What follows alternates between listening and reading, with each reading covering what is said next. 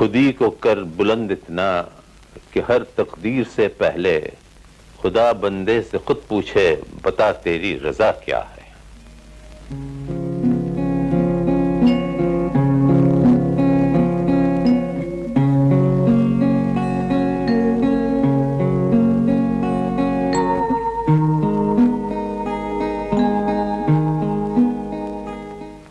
सुन लिया बलराम, अब क्यों चुप हो?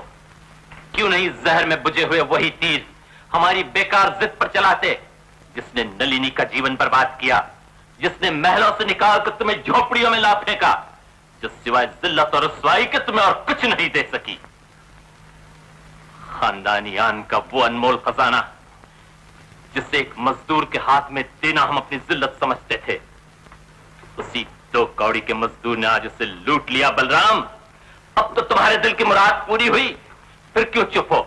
नाचो, कूदो, खुशियां मनाओ और इस पागल बूढ़े के मुंह पर थूक दो जिसकी बेकार जिद और नाकारा उसूलों ने औलाद की जिंदगी बर्बाद कर दी।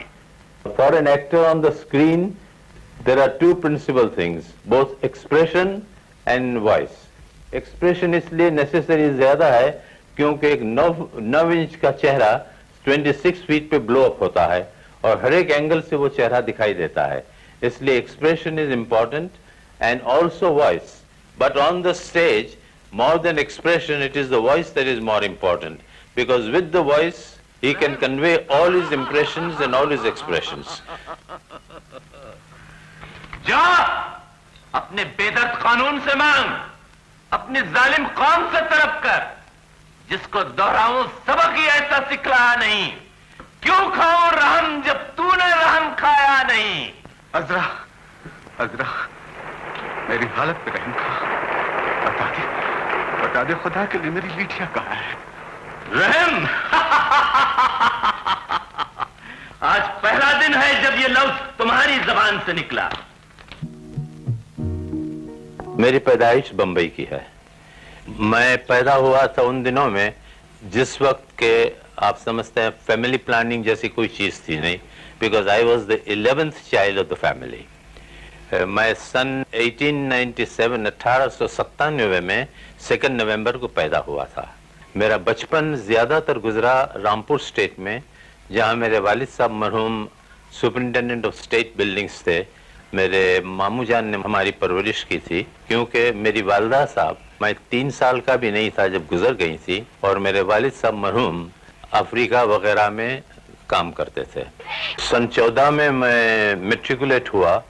उसके बाद मैं अपने प्रिंसिपल साहब मिस्टर मर्जबान को मिलने गया और उनके कदम छू के कहा कि प्रिंसिपल साहब, आज मैं आपके स्कूल से विदा होता हूं, लेकिन आपने जो कुछ मुझे पढ़ाया है, लिखाया है और आपकी हिदायतें हमेशा मेरी नजर के सामने रहेगी। लेकिन एक बात बताइए प्रिंसिपल साहब कि मैं अपनी जिंदगी में क्या करूं और कौन सी लाइन इख्तियार करूं। तो प्रिंसिपल साहब ने कहा कि सर, आप looking to the quality of your voice, I think you should either be a politician or an actor. Thank God I didn't become a politician but an actor. यकबयक ये खामोशी कैसी छा गई? क्या इंसाफ का तूफान ठंडा हो गया? रोमन अदालत के दरवाजे बंद हो गए? आदिल सुल्तान, क्या बेटे की मोहब्बत और फर्ज में जंग हो रही है? आला हजरत, एक मामूली यहूदन की फरियाद को शाही खानदान की इज्जत के तराजू पर नहीं तोला जा सकता। कानून रैयत के लिए है, बादशाहों और शहजादों के लिए नहीं। डूब मरो इस इंसाफ पर, आंसू बहाओ इस कानून पर, जो कमजोरों के लिए तलवार की धार और जबरदस्त के लिए बाग़े बहार है, जो अपने लिए नगमा साज और हमारे लिए मौत की आवाज है। तुम्हारे ही लिए पैदा हुए दुनिया के नजारे, चमकते हैं तुम्हारी रोशनी से चांद और तारे। तुम्हारा गम है गम, औरों का गम ख्वाबो कहानी है। तुम्हारा खून है खून, हमारा खून पानी है। सन 14 में मेट्रिकुलेट होने के बाद बड़े भाई साहब मरहूम रुस्तम जी ने हमें एक सिनेमा प्रोजेक्टर दिया, जो लेके मैं ग्वालियर वगैरह ट्रैवलिंग करते हुए वहां पर एक ट्रैवलिंग सिनेमा खोला। जब मेरे भाईजान बहुत बीमार हुए और वो सांगली में थे, तो उन्होंने मुझसे कहा कि सौरभ जरा कि तुम कंपनी को संभाल लो। तो वहां से मुझे स्टेज का शौक हुआ और उन दिनों में मेरा एक स्टेज प्ले था हैमलेट, अंग्रेजी नाम उसका हैमलेट है, लेकिन उसका उर्दू ट्रांसलेशन है खून का खून। 24 से 35 तक मैं ट्रेवलिंग थिएट्रिकल कंपनी लेकर घूमता रहा। तकरीबन साउथ से नॉर्थ तक हर एक शहरों में मैंने परफॉर्मेंसेस दिए। लेटर ऑन तो मैं बम्बई में आके जब एस्टेब्लिश हुआ, एक छोटानी 100 मिल्स करके थी, बहुत बड़ी एस्टेट, वो कुछ पामाल बेचारे हो गए थे, तो उनकी एस्टेट हमने बाई करके वहाँ मिनर्वा स्टूडियो ओपन किया।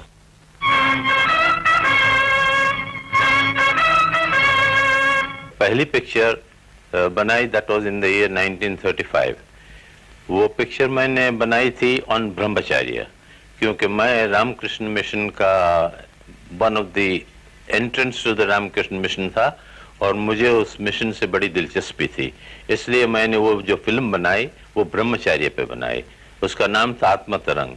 बट अनफॉर्चुनेटली और perhaps fortunately it was the biggest flop that I have ever made, because in 1935 वो पिक्चर बनाने के बाद जब मैंने मिनर्वा सिनेमा में रिलीज की तो मैं बड़ा डिसअपॉइंट होकर बैठा था, क्योंकि ऑडियंस में हार्डली 25-30 आदमी बैठे थे। और जब शो खत्म हुआ तो मैंने 4 जेंटलमैन को बालकनी से उतरते हुए देखा और वो बाहर चले जा रहे थे। वो लोग ऑलमोस्ट बाहर गए थे, उसके बाद परहैप्स समबडी स्पॉटेड मी और वो लोग वापस आए और उन्होंने मुझसे पूछा, वन ऑफ देम, कि you are mister Saurabh Modi? तो मैंने जरा से मुस्कुरा के कहा कि जी हाँ, अनफॉर्चुनेटली आई एम। तो one of these people said, why do you say unfortunately? We are glad that you have made a picture like this and don't be disappointed. Keep on making pictures of this type and one day you will be on the top. Don't worry. ऐसा कह के मैंने कहा thank you very much sir for your compliments and thank you very much for your blessings. ऐसा कहा, वो लोग चले गए। फिर मैंने इंक्वायरी की कि ये 4 जेंटलमैन कौन थे, तो मुझे पता चला कि दे वर द जजेस of the Bombay high court. मैंने कहा, अपने आप दिल में सोचा कि माय गॉड, इफ द जजेस of the Bombay high court say that one day I will be at the top with such sort of pictures, I must give pictures of this type. और आइंदा मेरी लाइफ में मैंने ऐसे pictures बनाने की कोशिश थी जिससे कुछ न कुछ पब्लिक को मैं दे सकूं। Start sound, camera, scene 22/2, action. बेशक मैंने ये तालीम दी है और अब भी यही तालीम देता हूं कि आग के शोलों में फान जाओ, लेकिन हाथ में पानी का फव्वारा लेकर। सैलाब में कूद पड़ो, लेकिन पहले तैरना सीख लो। और मौत से हरगिज न डरो, लेकिन चींटी की मौत नहीं, शेर की मौत मरो, कि मरने के बाद मौत का अफसोस न रहे। मैंने अपनी पिक्चरों में हिस्टोरिकल पिक्चर्स को ज्यादा वजन दिया, इसलिए कि जब मैं स्कूल में था तो हिस्टोरिकल आवर्स और हिस्ट्री के आवर से मुझे बहुत ही नफरत थी। जब वो हिस्ट्री का आवर आता था तो मैं कुछ न कुछ बहाना करके लाइब्रेरी में चला जाता था, क्योंकि मेरे दिल में ये बात हमेशा आती थी कि भाई चार्ल्स द फर्स्ट को क्यों लोगों ने बिहेट किया और शिवाजी ने क्या किया और औरंगजेब ने क्या किया, हम क्या करें वो हमें बताओ। That is the meaning of a school education. लेकिन जिस वक्त मैं फिल्म लाइन में आया और कुछ हिस्ट्री पढ़ने लगा तो माय गॉड, मैंने सोचा कि कितना नॉलेज है हिस्ट्री में and how we can mould our future life on the basis of the historical personages. ये समझ के मैंने सोचा कि जैसे मेरे जैसे बहुत से स्टूडेंट्स होंगे जिनको हिस्ट्री से नफरत होती होगी, तो why not I make historical pictures and give them something of our history which would make them understand कि हमारा माजी क्या था और इस माजी की कैरेक्टर्स को सामने रख के हम हमारा फ्यूचर कैसे बिल्ड करें। ये ख्याल ने मुझे बहुत सताया और मैंने अपना ज्यादातर टाइम और ज्यादातर पिक्चर बनाने का ये जिम्मा हिस्ट्री पे लिया। तो मैंने पुकार बनाई जिसमें ये दिखाया गया कि highest authority on the state वो आकर के तुमको जस्टिस देती है। तुम्हारे पति का खून बहकर रानी बेकार नहीं गया। वो अगर न बहता तो दुनिया ये न समझ सकती कि इंसाफ का सैलाब अगर झोपड़ियां बहा सकता है तो महल भी बहा सकता है। इंसाफ की चक्की में अगर ठीकरे दले जा सकते हैं तो पहाड़ भी दले जा सकते हैं। इंसाफ की दहकी हुई भट्टी में मोम ही नहीं, लोहा भी पिघलता है। आज दुनिया ने यह जान लिया है कि न्याय के गड़े हुए कदम एक जमाने से टक्कर लेकर भी नहीं उखड़ सकते। इंसाफ की ठोकरें चाहे तो जमाने को ठुकरा सकती हैं। संग्राम ने भी आज ही ये समझा है। उसके बाद मैंने एक पैट्रियट की लाइफ बताई, सिकंदर के स्मॉल पर्सन लाइक पोरस, वो सिकंदर जैसे माइटी होर्स के साथ जिसने इन्वेट किया, उसके सामने उसने कैसे मुकाबला किया। हमें आपकी ताकत ने पता नहीं किया, आपके धोखे ने पता किया है। अगर आपकी ताकत ही इतनी बड़ी थी तो आपने दिन के उजाले में दरिया को पार क्यों नहीं किया। फिर मैंने बनाई पृथ्वी वल्लभ, जिसमें एक रोमांटिक किंग की लाइफ बताई। गुस्ताखी न कर, तेरा जीवन मेरे हाथ में है। मूर्खता न कर, मेरा जीवन भगवान के हाथ में है, और जब तक वो नहीं चाहता तब तक तू, तेरी सेना, तेरी जीत, किसी में हिम्मत नहीं कि मेरा बाल भी बांका कर सके। तो तू मेरे पांव नहीं धोएगा? दुश्मन के पांव धोकर 100 साल जीने से ये लाख दर्जे अच्छा है कि आदमी अभिमान का एक क्षण जिए और उसके बाद हमेशा के लिए आंखें बंद कर ले। इससे जबरदस्ती हमारे पांव धुलवाए जाएं। देन आई मेड झांसी की रानी।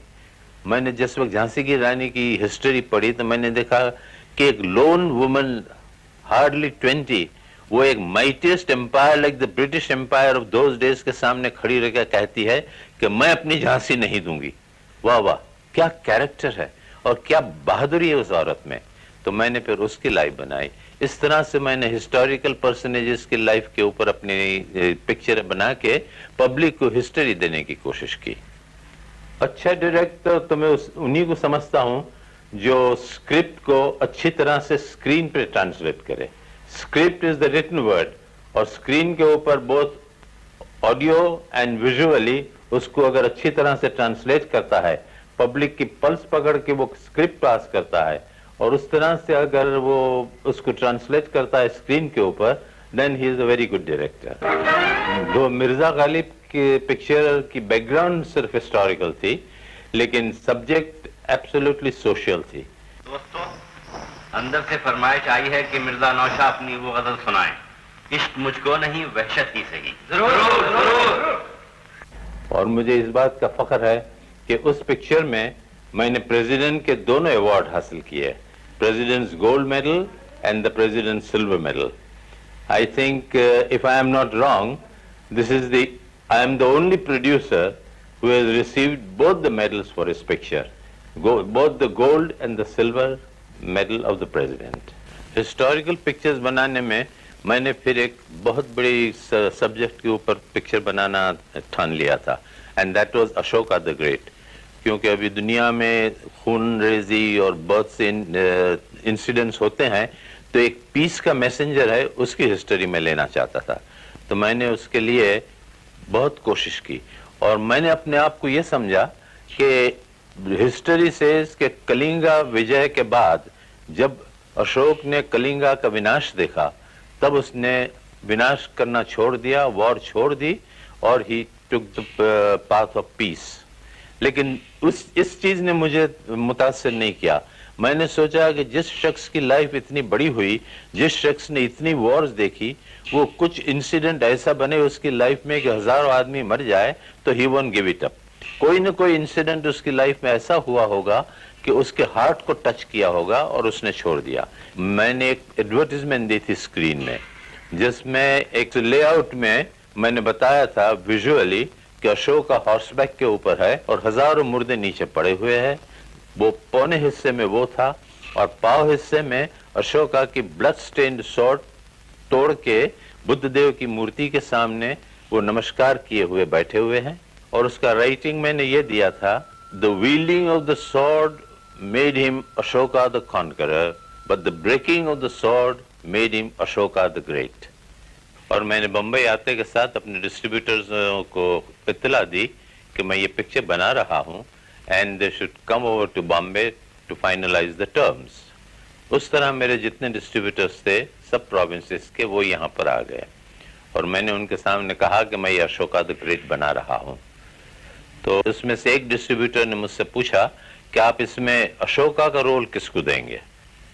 जब उन्होंने मुझसे ये पूछा तो मैंने अपने दिल में ये ख्याल किया कि इन्होंने क्यों ऐसा पूछा, तो मैंने उनसे कहा कि नहीं भाईजान, अब मैं ये पिक्चर नहीं बनाऊंगा, क्योंकि आपने मुझे ये सवाल पूछा कि इसमें अशोका कौन बनेगा।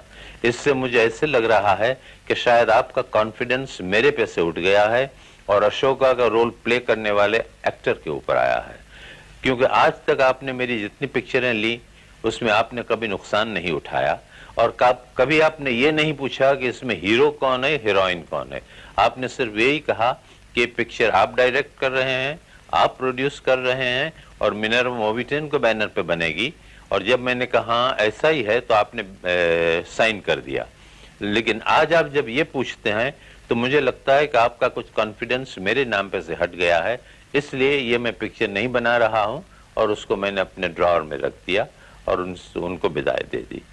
लेकिन अगर ईश्वर ने मुझे जिंदगी दी तो मुझे उम्मीद है कि एक न एक दिन ये पिक्चर मैं जरूर बनाऊंगा और आप सबके खिदमत में पेश करूंगा।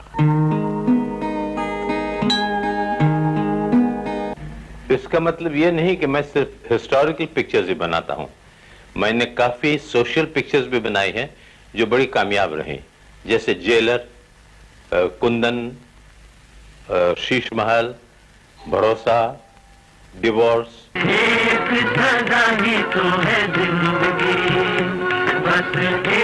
बंद करो ये बकवास। आज के बाद गाने की आवाज मेरे कानों में आई तो तुम्हारी हड्डियां तोड़ दूंगा। लेकिन जेलर साहब। हाँ, जमादार साहब, आप ड्यूटी करने आए हैं या खड़े खड़े गाना सुनने? जाइए नए कैदियों को हाजिर कीजिए, मैं उनका मुआयना करना चाहता हूं। मेरी पिक्चर शीश महल जब मिनर्वा सिनेमा में या बंबई में चल रही थी तो मैंने एक आदमी को देखा जो बिल्कुल जैसे ऐसे मालूम पड़ रहा था कि वो ऊँगता है, तो मुझे कुछ कोफ्त सी नजर आई और मैंने कहा कि मैंने मैनेजर से कहा कि भाई ये आदमी की अगर बेचारे की तबीयत ठीक नहीं हो तो उसको टिकट के पैसे वापस दे दो और अगर और भी पैसे चाहिए तो विक्टोरिया के पैसे दे के इनको घर भेज दो। तो मेरे मैनेजर ने आके मुझसे कहा कि नहीं मोदी साहब, ये कुछ बीमार नहीं है, ये कह रहा है कि मैं अंधा हूं और मैं सोहराब मोदी की आवाज सुनने आया हूं। ये कॉम्प्लीमेंट सुनकर तकरीबन मेरी आंखों में आंसू आ गए और मेरे मरहूम प्रिंसिपल साहब की मुझे याद आई, जिन्होंने मुझसे ये कहा था कि looking to the quality of your voice you should be an actor.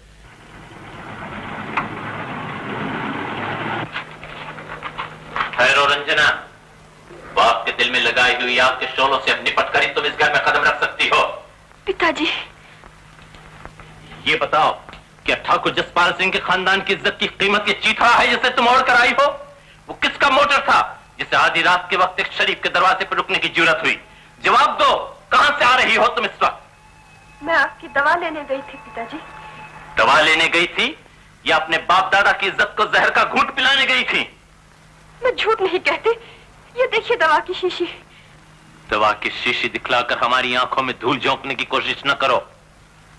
आधी रात, वो मोटर, ये दुशाला, सब तुम्हारी बेहयाई की कहानी सुना रहे हैं। चीख चीख कर कह रहे हैं कि लाडली बेटी खानदानी लाज की अर्थी निकाल कर आई है। ये बात नहीं है कि मैं कैरेक्टर रोल्स नहीं करता हूं। मैंने पंचोली की पिक्चर में फरिश्ता का रोल किया है और मिस्टर बादशाह की पिक्चर में यहूदी का रोल किया है और अभी भी मैं कमाल अमरोही की पिक्चर रजिया सुल्तान में रजिया सुल्तान के प्राइम मिनिस्टर का रोल कर रहा हूं। ये रोल मैंने खास तौर पे इसलिए पसंद किया कि मुझे अपने हिंदुस्तान के प्राइम मिनिस्टर बनने का अब तो कोई चांस है नहीं, इसलिए मैं स्क्रीन पे ही प्राइम मिनिस्टर बन के अपनी जो उम्मीद और हसरत है वो पूरी करूं। कसम खाता हूं मैं अपनी मजबूर हसरतों की कि इस सीने से बाहर आने के लिए इतनी चिंगारियां तड़प रही हैं जो सारे रोम को जलाकर सियाह और खाक कर देने के लिए काफी है। लेकिन नहीं, मैं इसका दिल नहीं तोड़ सकता। आज मेरे ही कलेजे ने मेरी जबान को जकड़ लिया है। तकदीर का हर फैसला मुझे मंजूर है, यहां तक कि तेरी झूठी औलाद का भी हुक्म मानने के लिए मैं तैयार हूं। मुझे इस बात का भी फख्र है कि मुझे दादा साहब फाल्के का अवार्ड भी मिला था। दादा साहब फाल्के का अवार्ड लेने के लिए जब मैं दिल्ली गया था तो मुझे एक बात ने बड़ा टच किया। जब मैं स्टेज पे गया और हमारे प्रेसिडेंट संजीवा रेड्डी साहब को मिला तो उन्होंने मुझसे ये कहा कि look after your health mister Modi, we need you. इस चीज ने मुझे बड़ा इम्प्रेस किया कि मेरे प्रेसिडेंट ने मुझसे ये बात कहा कि we need you. I am so grateful to the president कि उन्होंने ऐसा रिमार्क मेरे पे पास किया जो मैं हमेशा अपने साथ कदर के साथ रखता हूं।